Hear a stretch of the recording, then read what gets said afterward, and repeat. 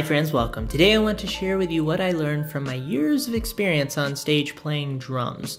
I spent from 6th grade to high school on stage playing drums at different churches. And when I say churches, I mean big churches, big production. It was an operation. There was a production team, there was a band. The band was made up of a full band worth of people. You had guitarist, you had a bassist, you had a drummer, you had keys, you had singers, the occasional cello, or even an Indian instrument if the proper occasion arose. And we were all working together towards the common goal of creating an experience for the people who would show up. I think a lot of people don't know a lot about this world, specifically the behind-the-scenes world of church production, because they didn't grow up in that. I think it could be somewhat similar to maybe being a part of a school band, right? You're all working towards the common goal of creating an experience for the people through performance. But I learned so much from this. I am definitely who I am today because of the bedrock of these experiences of performing, collaborating with my fellow bandmates and my fellow production people. And I know a lot about production. I know a lot about what an 1/8-inch cable is. I know a lot about how to mix sound in a room. I know a lot about, of course, playing drums on stage and being a backbone for a band. All sorts of different things, endless things. And one of the things that I learned is that sometimes you break a drumstick. And this is meant to be a metaphor for all art forms and all types of performance. Sometimes things go horribly wrong when you're in the middle of something. What can happen if you're a drummer is you're on stage, you hit the drum, the drumstick has had a fracture in it for some time, or it's weakened over time, breaks in half, top half of the drumstick flies across the room, or sometimes you even drop a drumstick. It just flies out of your hand. Bad times. The issue here is obviously that once you get rid of one drumstick, you only have one left. And depending on how good of a drummer you are, depends on how much the song suffers when you have one drumstick left. So, of course, the way drummers have remedied this is have another drumstick within arm's reach. One of the things that I've learned is to be prepared for this to happen beforehand, right? Have another drumstick within arm's length. Sometimes I would sit my drumstick on my kick drum so that I can easily reach over and grab it. Drummers have always had bags and this sort of thing. I never was the drummer who had like 519 drumsticks nearby. I don't think I'm going to break that many in one performance. But be prepared. Go into something with the proper precautions made. Also, when it happens, know how you're going to react. Most importantly, know what state of mind you're going to go into if this happens. Practice. Be prepared within your ability to deal with a situation like this. One time I had a drum shield, which is a piece of plexiglass, like a plexiglass wall that sits in front of you as the drummer on stage. I never really liked them, but sound guys like them a lot. It fell on the drum kit. I had like a cymbal pinned, part of my I had things that were unaccessible to my playing at this point, and it was a very exciting experience. Now, I am very comfortable on stage, so I immediately shifted into a mindset of, for one, going, oh, this is fun, right? We're all having fun together. This thing fell on me. It's important that you don't sort of go into a panic mode. I've always learned to just laugh when these things happen. But it fell on me. The band came over, helped me out, pulled the thing off. But I had to play for a little while with less drums, and it was a bit of a situation. I learned from that experience. Apparently there's a video of that experience somewhere, probably deleted by now, but there was, and I'm really sad because I wish I had it to show you guys. So that's one thing, is sometimes you break a drumstick. Another thing is to stay in the pocket. Now, in drummer terminology, this means that if you're on stage with a band playing drums, that you are working together with the band towards a common goal. You're not there to make a solo and make yourself look nice. You're not there to do a bunch of fills because it's fun. Fills being the that sort of thing.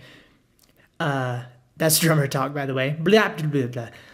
You're there to be a backbone for the band. And this is different for every type of musical performance, every different type of musical genre. It varies, but in general, you're supposed to be a backbone. That it's not about you, it's about the collaborative effort, you supporting the band.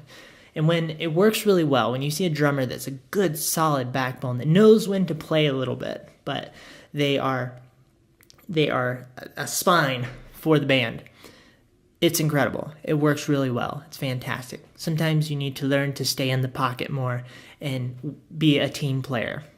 Another thing is that it's a good idea to, my apologies, it's a good idea to speak up sometimes. That you have important things to say. You have important things to add to the creative conversation. That everybody has their own unique perspective, their own unique experiences, their own unique voice to apply to a creative project. And I think if you're not as confident, you think that your voice won't matter as much. But that's not true. If you don't add your voice won't be added, and you have valuable things to say. Sometimes it's a really good idea to be more confident, speak up, allow yourself to express and articulate what you would hope to happen, even if you don't know exactly how to explain that like you may hope to, or it's not fully formed in your head. Being willing to express that to the people around you. Just the act of saying, I don't know, but I think this might be an interesting thing.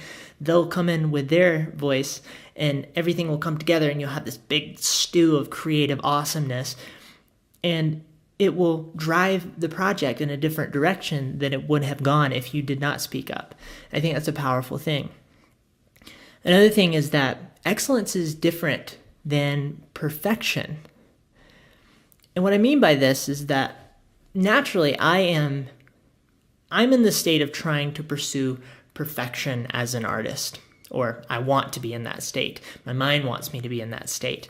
Perfection means no flaws, right? I have some sort of, maybe it's a vague goal in my head that I want to achieve, and no flaws are allowed to happen. That's perfection. And I wrestle with that. This is something I've wrestled with all my life, of what does that mean? How should I pursue creating something that I feel like is, how do I not settle for less than great? So there's approaching it trying to achieve perfection, and then there's approaching it trying to achieve excellence.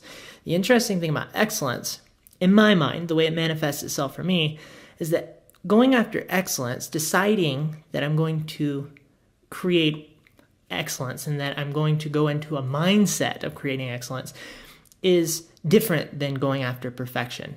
Excellence allows for authentic imperfections and flaws. You can have a song with a bad note, or you can have a song with a voice that cracks and still achieve excellence. It's part of it. So it's just a changing of your state of mind. It's a very vague concept that I have a lot of trouble articulating, but I hope that makes some sense. Another thing that is a bit more definitive is that excellence is a decision. I found myself working with people a lot who would settle, maybe unintentionally, for mediocrity, because maybe they would be okay with letting something be good enough, or they would, the band leader would allow people to come onto the stage that weren't at the level that I thought was necessary for them to be on stage, and it was a disservice to the people who were showing up, the people who we were creating this for. It was a disservice to them because the people were not there yet, and they weren't willing to practice hard enough or develop the skill to get to a certain standard. And I believe there has to be a standard. We can't just decide to let everybody be a part of the project because the quality suffers, and the quality is more important. This provided endless frustration for me when I was growing up in this world. This is an interesting contrast to what I just said. Don't overshoot your abilities. There are also situations where we would not have a band would not have the proper people in it to achieve something in a way that was excellent, but they would try it anyway. And so you would have a drummer that could not achieve the type of dynamics that were necessary to create the experience that we were trying to create. And my solution to that would be, don't let the drummer be there. If you have to, get rid of the band and have a single guy with an acoustic guitar and a good voice who is actually excellent. Let him do his thing first and then bring in those elements once you have that in order. But people would put the buggy before the horse, and this was very frustrating. So don't overshoot your abilities. Know what you can and can't do. And if you can't do it yet, spend the time to develop the can. Don't start going after a thing that you can't do yet until you are ready. Now, this is different than pushing yourself on your own, or even if it's sort of, there are times when it's okay to push yourself past your abilities in front of people and see how it goes. But it's all about the context. I think that if you're creating something for yourself, for example, and your YouTube channel is about you trying to make designs, but you suck at it and it's known and you want to go through that journey with everybody else, that's fine, right? That's still excellence. But that's a different kind of context. I think that the last thing I want to talk about is that this was a bunch of experiences continually for me that had forces within them that I could use as tools for growth. The forces that you experience when you're rehearsing with a group of people or you're performing, this is incredibly helpful for growing you as an artist in so many different ways. When you experience a very uncomfortable situation and you have to push through it on the fly, you learn so much from this. When you have to sort through a difficult creative conundrum with your fellow bandmates on the fly, in front of them, all together, this is important. There are endless types of things that come from the forces of working together on a collaborative project and the forces of performing.